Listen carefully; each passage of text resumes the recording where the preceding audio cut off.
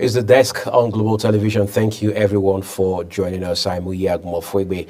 It's Monday, the 9th day in the month of September 2024, and big stories coming out of Nigeria and indeed across the world. But we're staying domestic on the program because a lot has happened the last 24 hours or even less.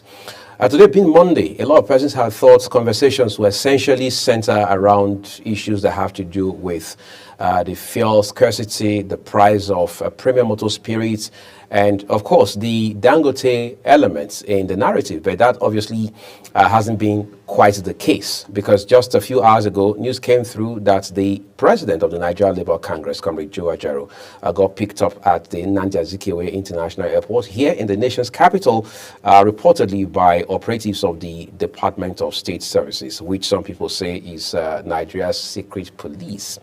And now there are speculations by some people saying that, look, this probably has something to do with the invitation, the second actually in the series, extended to Mr. Ajaero by the police. But his lawyer, Femi Falana SAN, has come out to say this is totally unconnected with the invite from the police to Comrade Ajaero. As it stands today, we can't put a finger on the exact reasons for these arrests because we understand he has been taken into custody. However, his group, as I'd like to call them, the Nigeria Labour Congress, has officially come out to say, look, this arrest is not only condemnable, but they are demanding immediate unconditional release of the NLC president. Of course, as expected, they are, if you like, affiliates. The TUC Trade Union Congress has also come out to say they are demanding the immediate release of Mr. Joe Ajaero. But is it possible to divorce these particular incidents from the first invite from the police, which he had honored? Because one would have thought that was actually a closure to this whole narrative. However, as it stands right now, that doesn't seem to be quite the case. While we're still on it, I mean, just thinking that was a one-off incident, we also learned that the office here in Abuja of the Socio-Economic Rights and Accountability Project, otherwise called SERAP, also had been picketed by men from the DSS. Now, as we hear from the official ex-handle of SERAP, demanding to meet with the directors of the non-governmental organization. So somewhere in your head, you're asking yourself what exactly is going on. Apparently, for obvious reasons, we can't get the spokesperson of the DSS on the program here to hold their end of the conversation. But we want to talk about it from the standpoint of what the implications are and, of course, what the possible reasons or basis for these arrests could be. But that will be after this break. Please stay with us.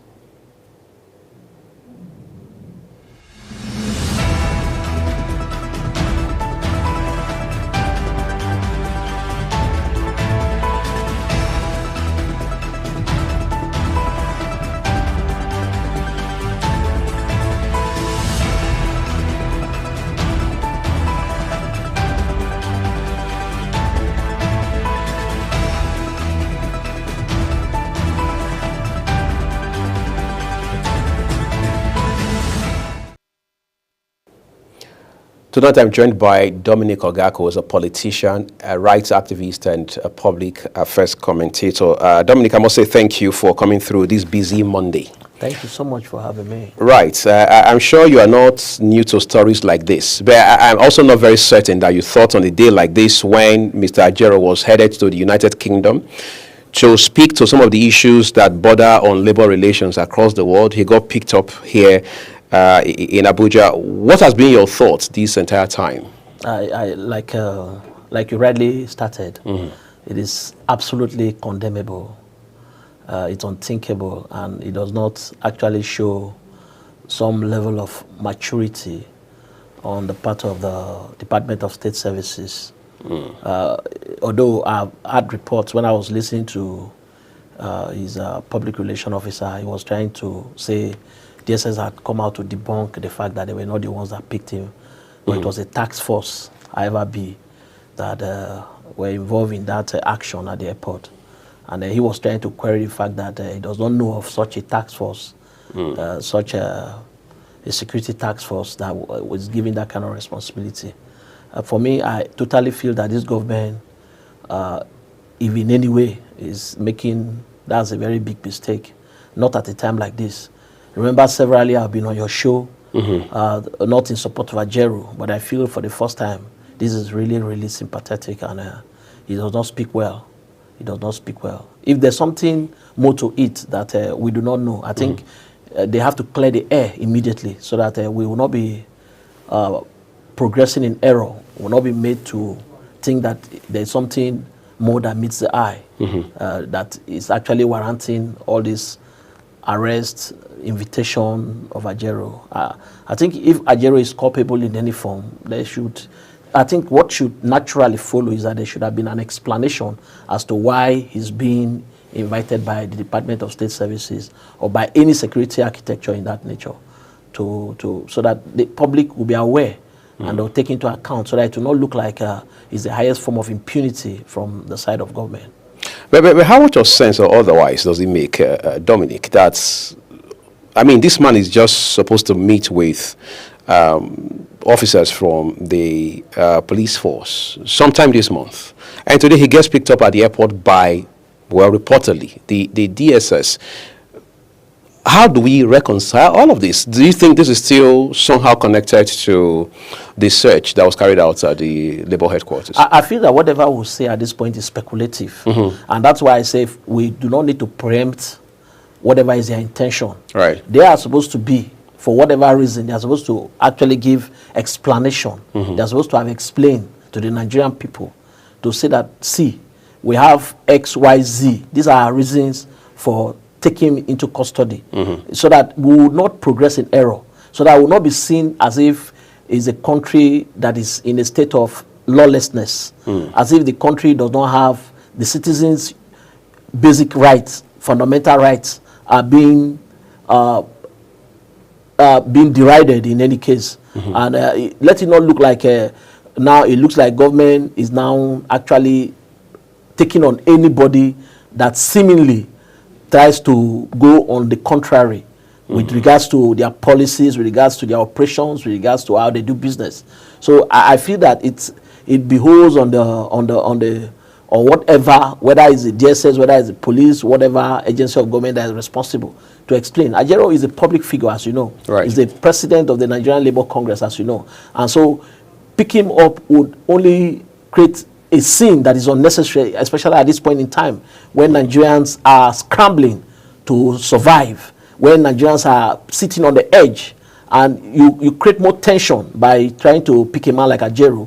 You are only scoring a cheap political point by doing that, and it will not go too far. I feel it's counterproductive. I will not give the required result.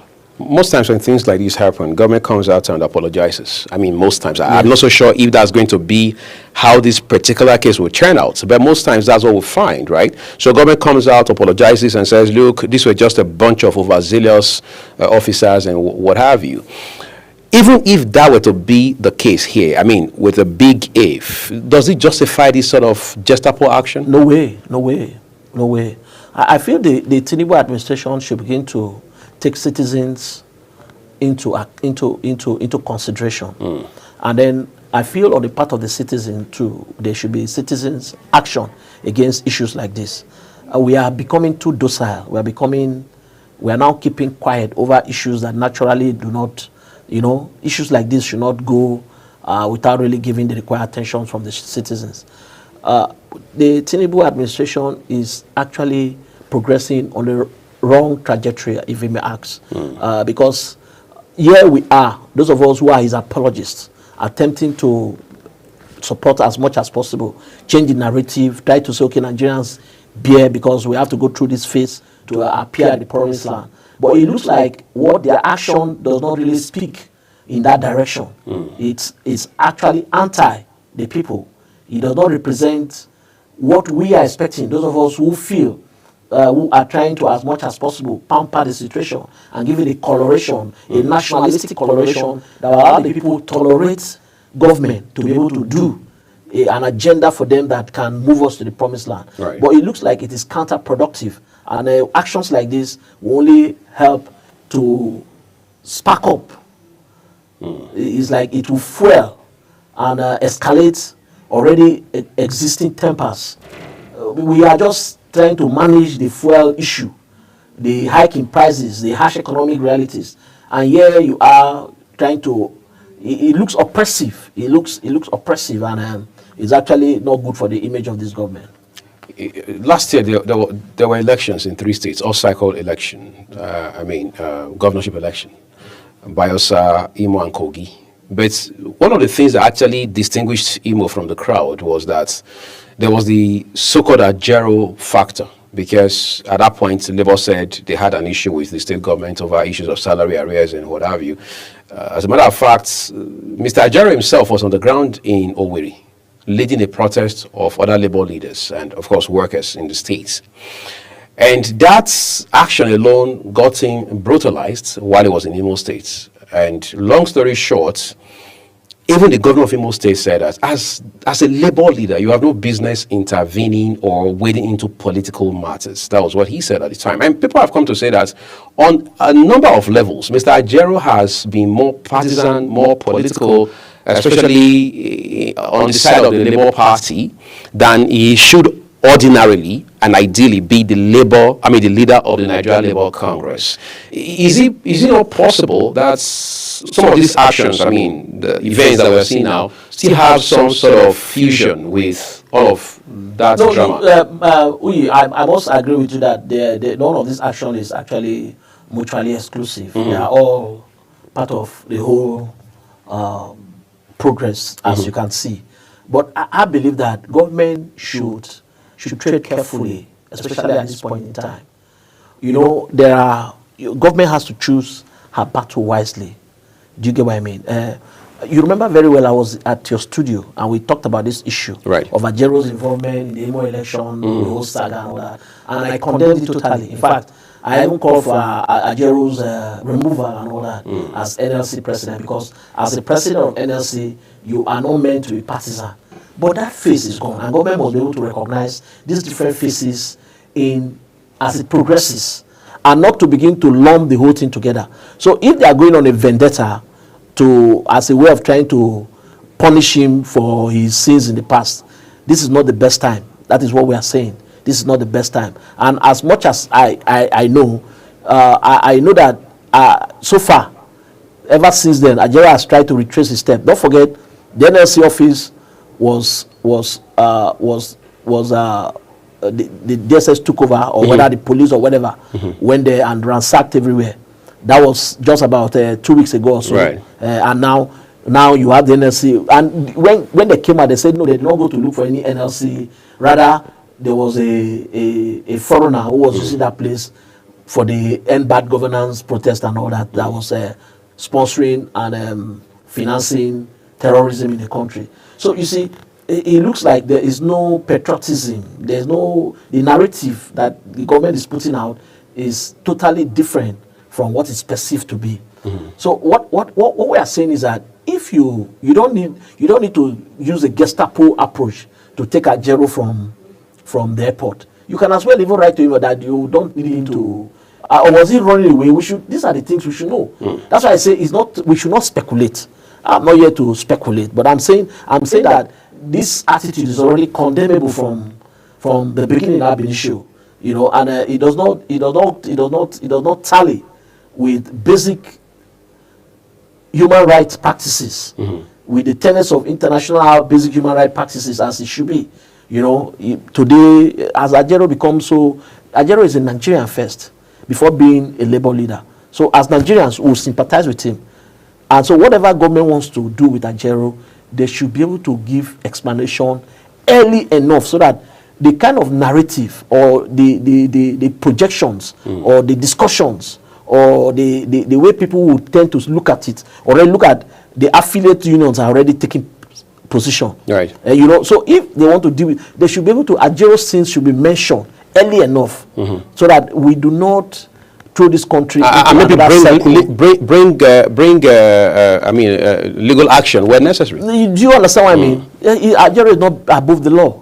So these are the things we are saying. We are saying that the approach, the attitude, it's actually not healthy. It does not tell well. As a right activist, I am always here to say the truth. If Ajero is wrong, I will say Ajero is wrong. Even if government can provide us with information that, okay, this is Ajero's sin, and we see that, okay, Ajero is not supposed to, I will be here to condemn him totally. But I'm saying that in this instance, taking him and the way, and for the DSS to even say they are not the ones who have taken him, is this and all that, it does not really tell well. Are you getting me? What is his crime that he's taken into custody? Nigerians should know. Nigerians demand, and they deserve to know the reason for this action. All right, we're going to talk about this action and the fallout of it a little more after this short break. But just let's be clear that this is more like just opening some sort of Pandora's box right now, given that the same, or well, purported DSS operatives also had picketed the office of Serap today in Abuja. So, as we say in journalism, it appears to be more of a developing story at this point. So, at best, what we have is just speculative rhetorics around this development. But let's talk to you more about this after the short break. Stay with us.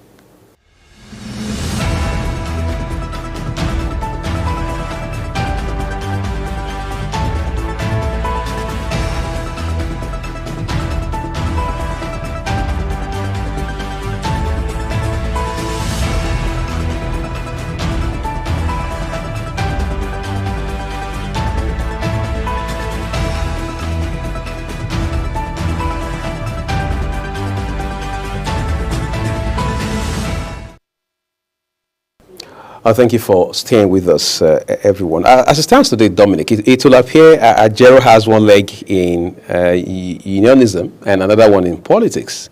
Maybe for the most part because of the Labour Party factor in it. Some people say, well, the government is trying to weaken the Labour Party towards 2027. Again, that's speculative. Therefore, they want to begin with Ajero as an individual and see how that can further, if you like, some sort of war of attrition, so to speak, against Labour, so that by 2027, it's not going to be the same Labour at that point as we had seen in 2022 into 2023. Do you share that sentiment? No, I totally feel that if that's their strategy, then they are even making Ajero more popular. They are making Ajero of relevance. They're giving him so much relevance. Because now there's sympathy. Even those of us who ab initio did not support his style of leadership, we are becoming sympathetic towards his plight. So you see, if that is their plot, then they are getting it all wrong. I'm sure they need to go back to the drawing board to look at that again. Because you cannot unnecessarily make a man who is supposed to be, as every other person, very important.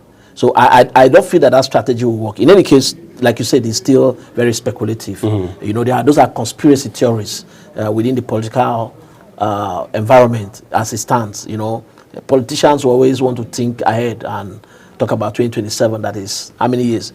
We have not even completed the 2024, and look at the hardship in the land. There are a lot of things that will decide what will happen in 2027. I can assure you, a lot of factors that will decide what will happen in 2027. Yes, one of them will be the labor movement. Will Labour be able to organize itself around a particular candidate, which they tried to do in 2023? But let's see. That is a discussion for another day. Another day. Right. Interesting. But let's talk about now the DSS issue. The DSS has always been immersed in one form of controversy or another. Is that some issues around some judges' homes being invaded at night, while they are asleep with their family, or is about picking up somebody and the DSS is denying one day, the next day they say, well, we actually took the person on so and so charges. Sometimes you hear that those charges were actually trumped up charges, and so on and so forth.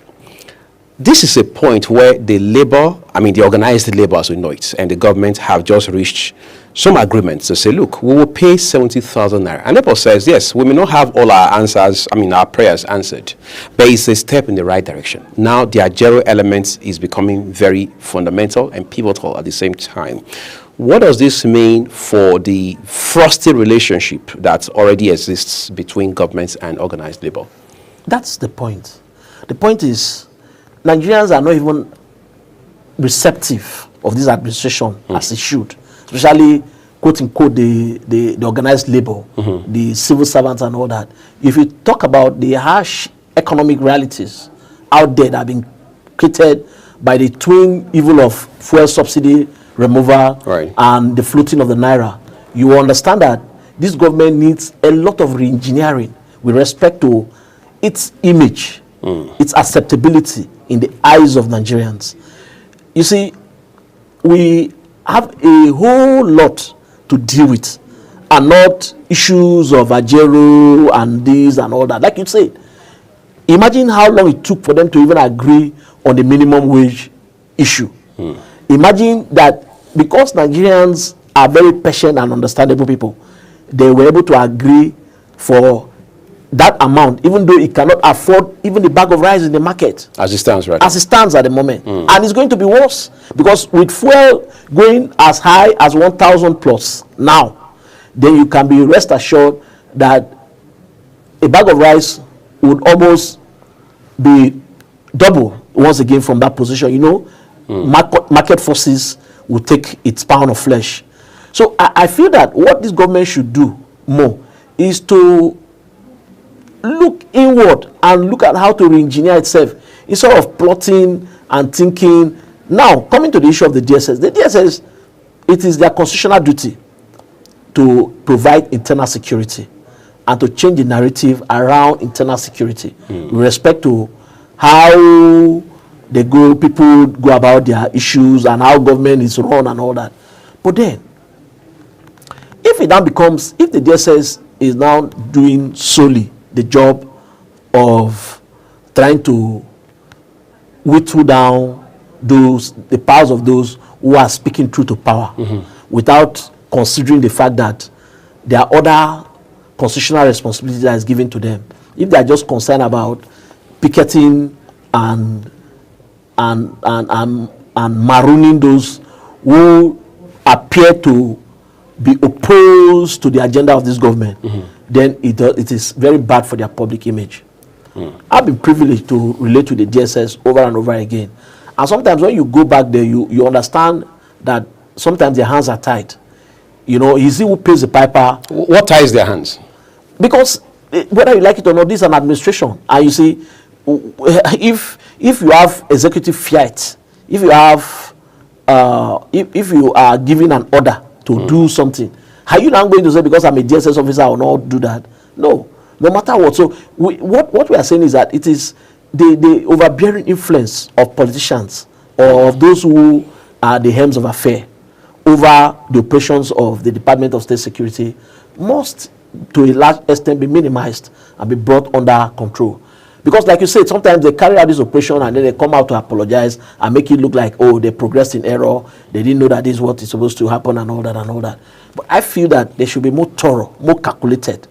You know, I want to respect the current Director General of DSS. The newly appointed Director General. When he came on board, he said one thing, that the DSS must be heard and not be seen. So, but if we are now beginning to see that they are already being seen in the twilight, in the very beginning of his administration, if this is what will happen, going after the labor, going after Serap and all that, it means that there's more to it. You understand what I mean? So I feel that these covert operations should take a different dimension. Are you getting me? Right. Well, we are yet to get explanation for all this. So whatever we are saying, like I said, is basically speculative. Until they come out to tell us the real reasons for their actions, then we as Nigerians will be able to put it in the court of public opinion and try to see whether they are right or they are wrong.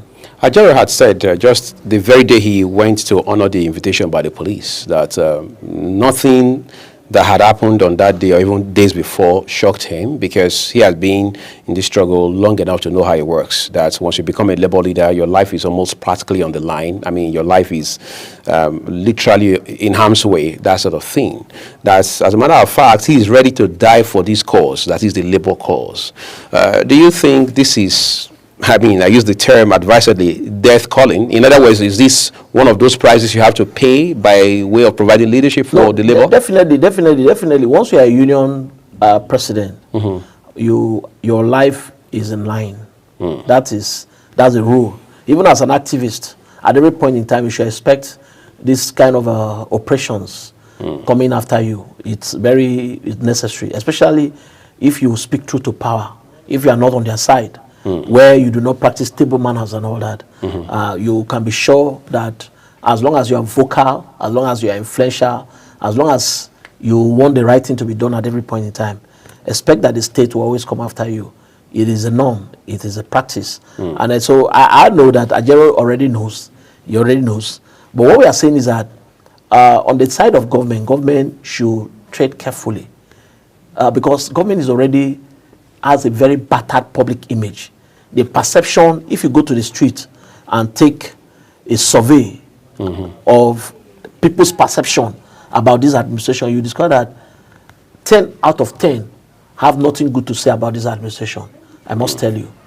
So whether even those in power, even those who are within the corridors of power, they tend to see that something is not really going right with the way this government is carrying on. And I feel that for them, they have to be sincere. There are a lot of issues that puts the government against the people. Are you getting me? It looks like we are living in two countries. As if those who are in power are living in a separate country and those who are not in power are living in separate countries because of the way they carry on with the responsibility and with the duties of governance. And so it does not really it does not show some form of empathy towards the people. It does not show that these people really have a human face to demonstrate for the people.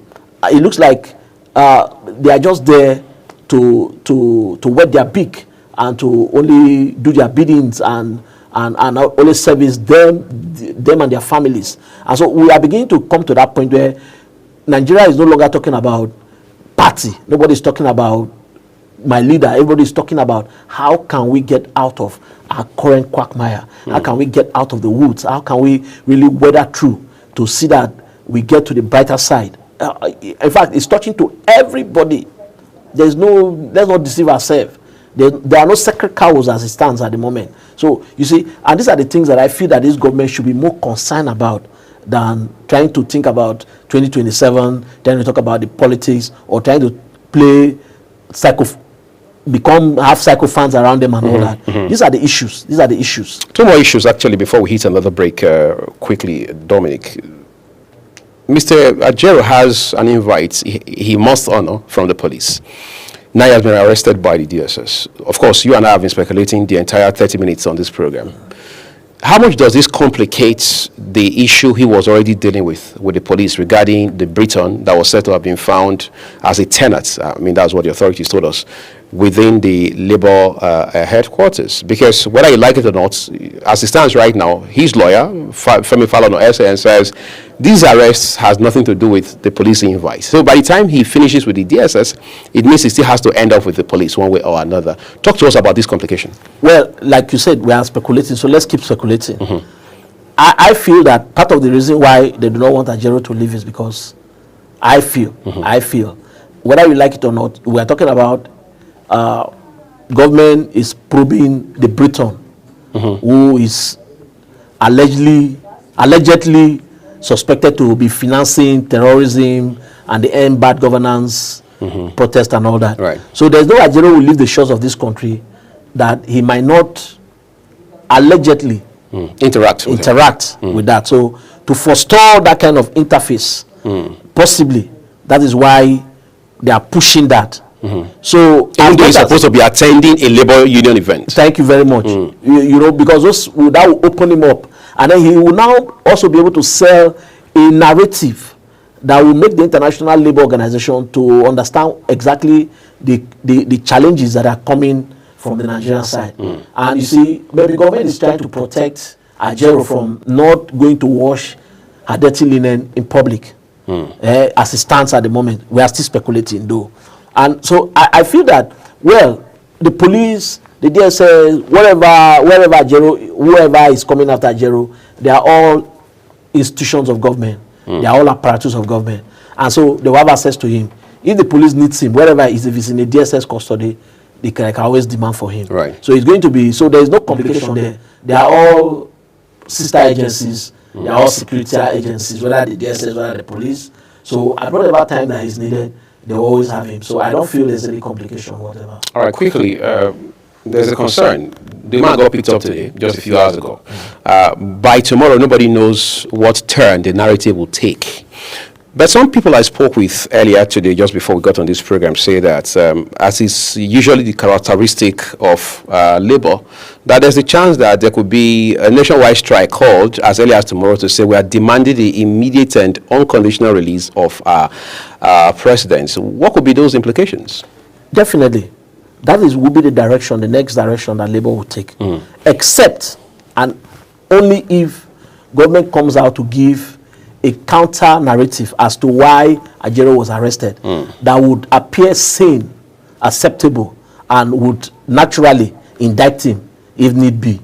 For instance, if government comes up to say, oh, the man Ajaero, we discover he stole this or he did this or these are his crimes and all that, there's no Labour that will come out to defend that kind of a person, especially when the evidence are there to prove that, okay, truly he's culpable in this direction. So I feel that what can forestall whatever action Labour will take in the nearest future will be dependent on how government tries to explain, if government can come out to actually clarify the reason behind his arrest. That sounds like a tall order, because we're not so sure how long it will take for, I mean, in the event I expect that between now and the close of the day, we should receive an official statement from the handlers of these government institutions, whether the DSS, whether the police, whether the combined task force that arrested him or whatever. We should naturally should be. They cannot just take a man like Ajaero, who is a president of the Nigerian Labour Congress, without any explanation. That would be totally very condemnable and abominable at the same time. Okay, so we're going to take a quick break now, everyone. Ajaero's issue appears to be one of the biggest discussions in Nigeria today. So it won't be a surprise to go to X now or some other very popular social media platforms and realize that this is one of the 10 most trending conversations in this part of the world right now. But then there's another angle to this conversation, especially given the development we're seeing this Monday, but we'll let you in on that on the other side of the break. Stay with us, everyone.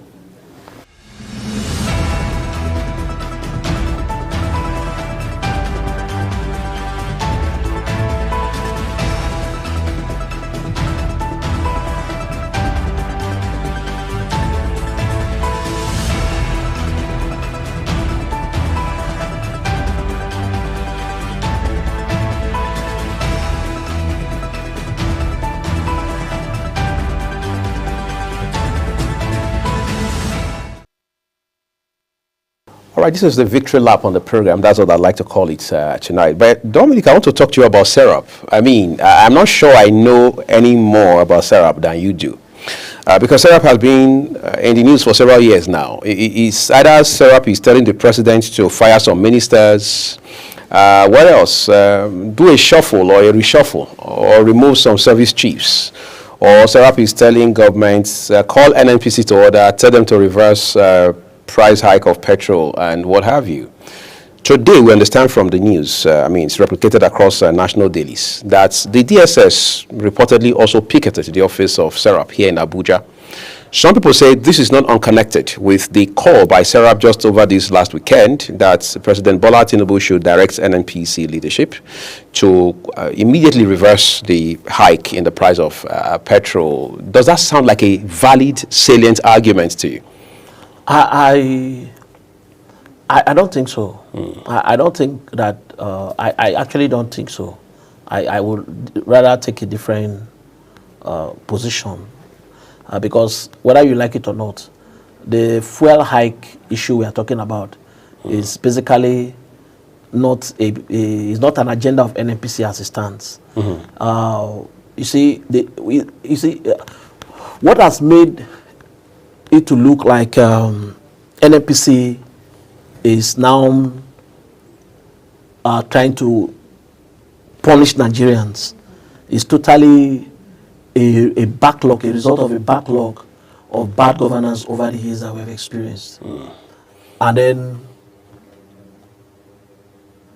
I don't know from which direction to come from, but I must tell you most solemnly that NNPC, the price of PMS, Premium Motor Spirit, as it stands, is not a decision of NNPC. NNPC cannot even decide the price. I will tell you why. Dangote has started his refinery, right? So let's see how much he will sell petrol for. Then he says he's also waiting for the NNPC to So do that. now that tells you of the fact that, you see, it has nothing to do with what Nigerians are thinking. As long as Nigeria is not paying subsidy, as long as government is not ready to pay subsidy, as long as government, there's no budget for subsidy in our budget, there's no budget for subsidy in our appropriation, then we can be sure that the price of fuel will be controlled by market forces. And that's where we are right now. That's where we are right now. You see, NNPC came out to say, CEO, what we are making, we cannot sustain. Yes, I don't know how to put it, whether they were paying subsidy from the back door, the way some people have described, but that's not it.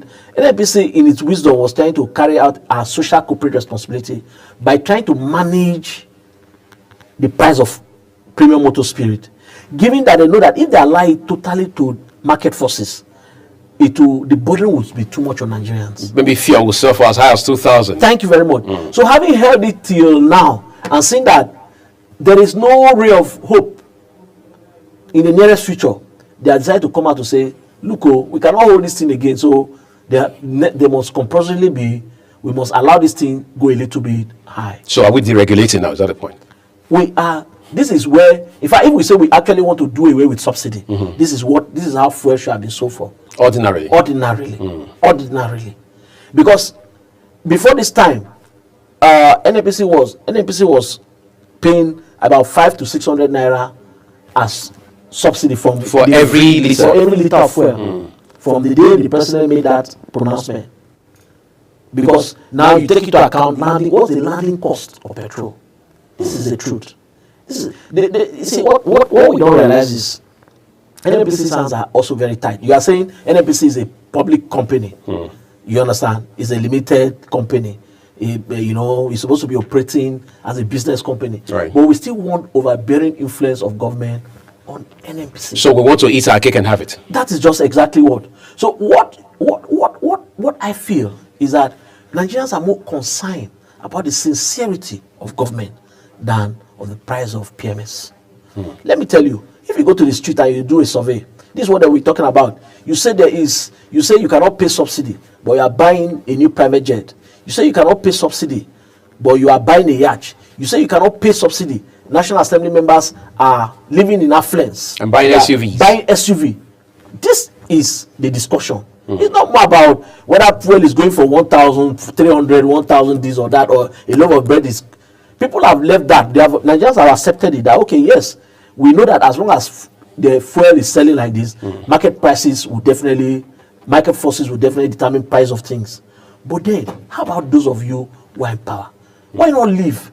That's why it looks like we are living in two countries. So if government was sincere in her own structuring, her financial, her frugality, in terms of how governance is being carried out, you understand the cost of governance, the Nigerians will be. So if the president had come out to say, okay, from now henceforth, I want to run a very lean ESCO, I want to do this, I want to, and all that. And it is very visible, even to the blind, that this is what this administration is doing. I tell you, nobody will be talking about the cost of fuel, whether PMS is selling for 2,000 and all. Nigerians will understand, they will know that, okay, we are going through this phase, it's just a phase. We understand that there's sincerity on the part of those who are leading us. These people are trimming their expenses. See, our president cannot even, this is the way they are living and all that. But when you now live as if you are living by a different set of rules, and those who you are now saying no more subsidies are living by a different set of rules, naturally you expect the kind of reaction we are getting. So I don't want to believe that taking over Serap's office, like we said, everything we say is still very speculative. We also need clarification from the Department of State Services as to why Serap office was taken over by their personnel. But Dominic, think about this for a second. Isn't it a little more than a coincidence that on the day that Ajero gets arrested, Serap's office in Abuja is also picketed? Especially given that Serap is an NGO, for instance. Is this indicative that this could be maybe some sort of clamp down on NGOs that have become vocal and very vehement about calling out government? Well, that too is not, we can't totally put it away, given the fact that it looks like this government is now, as much as possible, trying to douse all the voices. Don't forget, there's a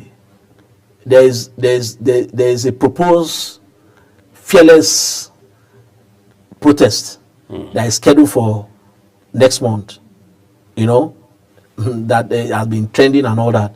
So there are a lot of issues that may be connected to why Serap is in the eyes of the storm. But I believe that too, like now that it's in public space, people are already criticizing and talking about it. I'm sure the DSS will come out to tell us the major reasons why they had to take over Serap's office. But I feel that it is totally condemnable and does not put this government. This government needs people that will tell her the truth.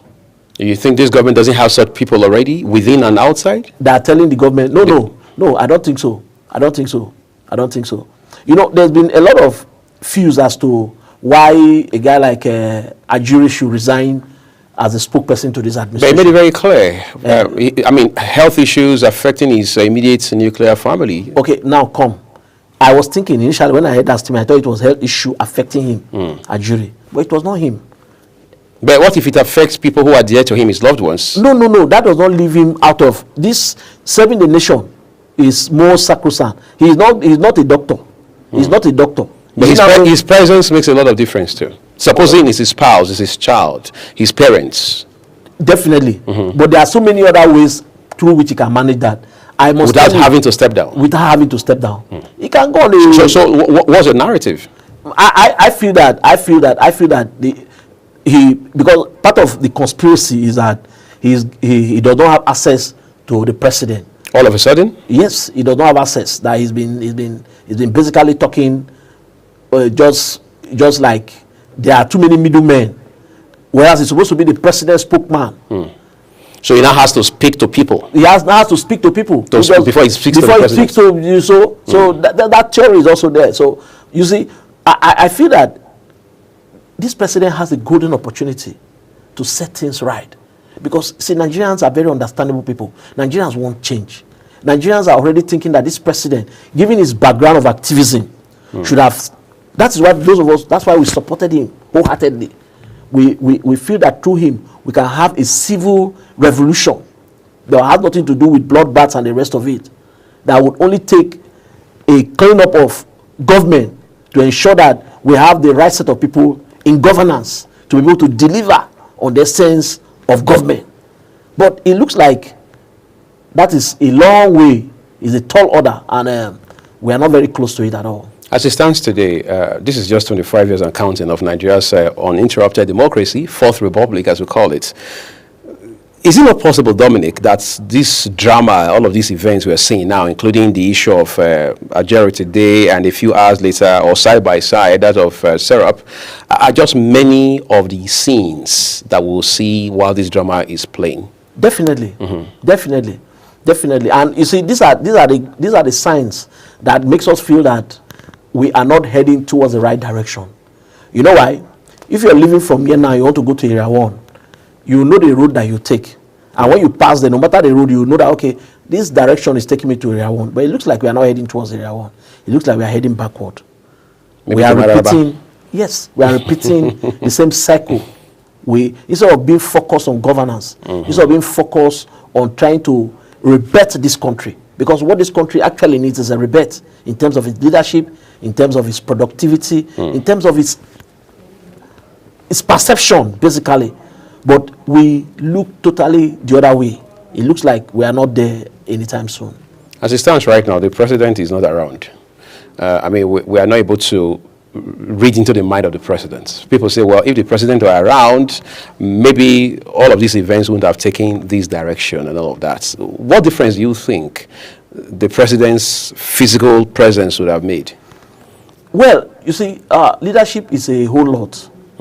And we have in government, we talk about delegated authority. Right. If the president is not around, there are people who have been delegated to carry out certain responsibilities. And it does not matter. The president will always be around. Even if the president is there, even if he's in Aso Rock, and this information does not get to him, it's not well processed, the same thing will happen. So I do not really feel that is a function of the president's presence or not his presence. I just feel that we are really not getting it right. And it looks like a bunch of people who are really interested in undoing the effort. Because this president, with the vigor and with the way he came to power, it looks like it was handed over to him by destiny. With all the forces that came against him. Are you getting me?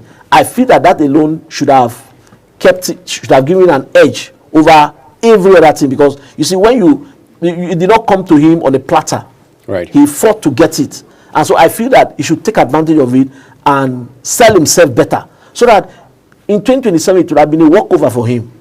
But it looks like he's making it a little tougher for him. Today, before I came here, I was listening to a program on Channels Television, Beam. And the Joy Youth, they were even coming to criticize and saying 2027 they are going to decide their votes in a separate way and all that. So you see that even ethnic agitations are beginning to gather in different quarters. This should not be the case. And this president actually started on a listening note, as one who listens very well. That's why some of us were canvassing for him, because he was listening. But it looks like suddenly he's overwhelmed.